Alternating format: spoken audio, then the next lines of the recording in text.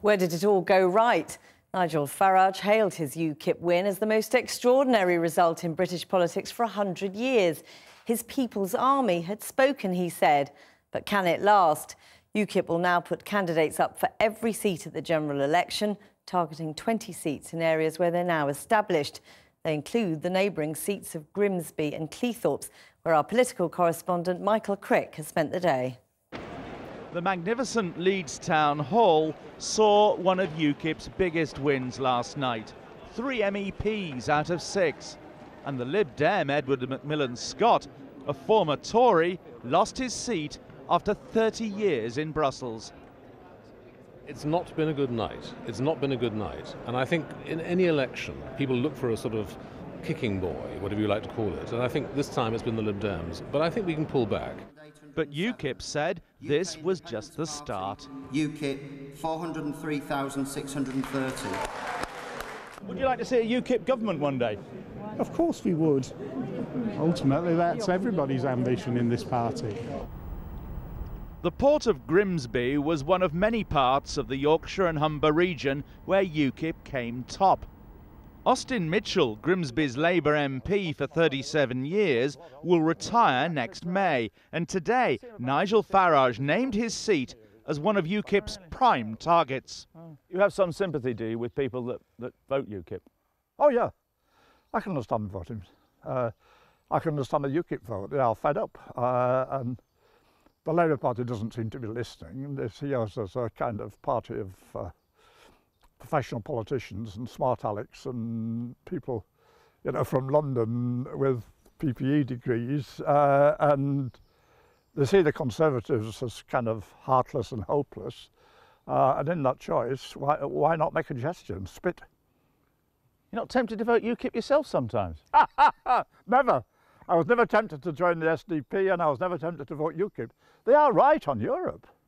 We should come out on Europe. The people should certainly be consulted on Europe. I think the Labour Party was crazy not to offer a referendum. This is the remnants of Grimsby fish docks, the largest fishing port in the world. Mitchell and local UKIP councillor Ron Shepherd agree that Grimsby's been fed up with the EU since the fisheries policy devastated the trawler fleet. This month, UKIP deliberately targeted Labour voters here. We knew that we could draw on the Conservative vote, so our strategy was to target Labour wards where there were marginal issues or there were new candidates. We've specifically targeted wards with new candidates, and we've won in those wards. What, new Labour candidates, you mean? New Labour candidates, yes. So you, I mean, and of course at the constituency level, Austin Mitchell's now standing down as a Labour MP. You think that makes it even more ripe for the plucking?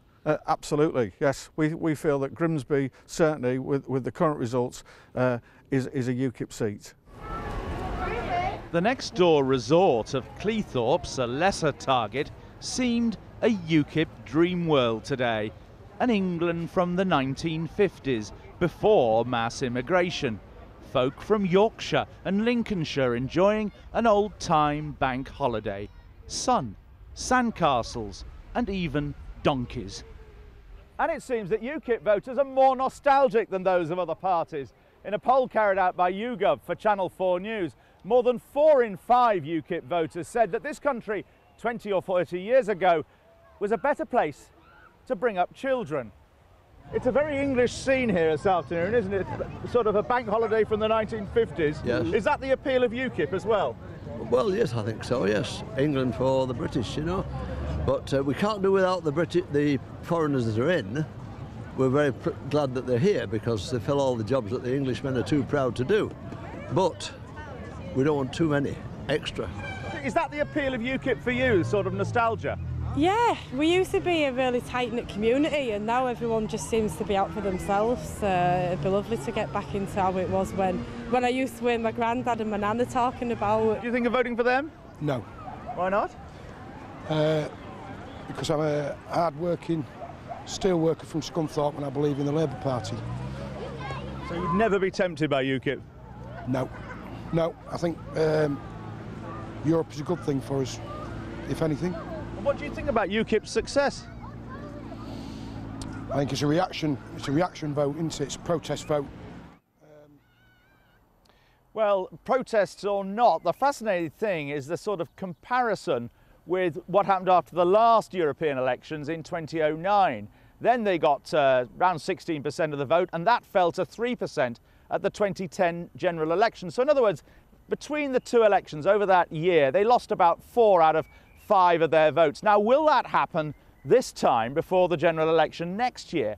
I would have thought that's pretty unlikely that they will lose 4/5 of their votes in the European election, simply because UKIP is now getting more and more established and people are getting into the habit of voting for them. As for that opinion poll that we commissioned from YouGov, some of the other findings are that they were strongest amongst the over 60s, they were strongest amongst social classes C2, D and E, and UKIP was stronger amongst men than women. 30% of men voting for UKIP, 24% of women. Indeed, if the election had been confined solely to women, Labour would have won it.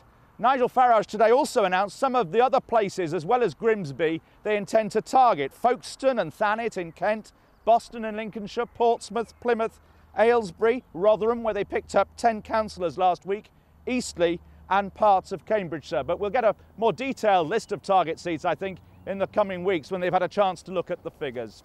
Michael, thanks very much.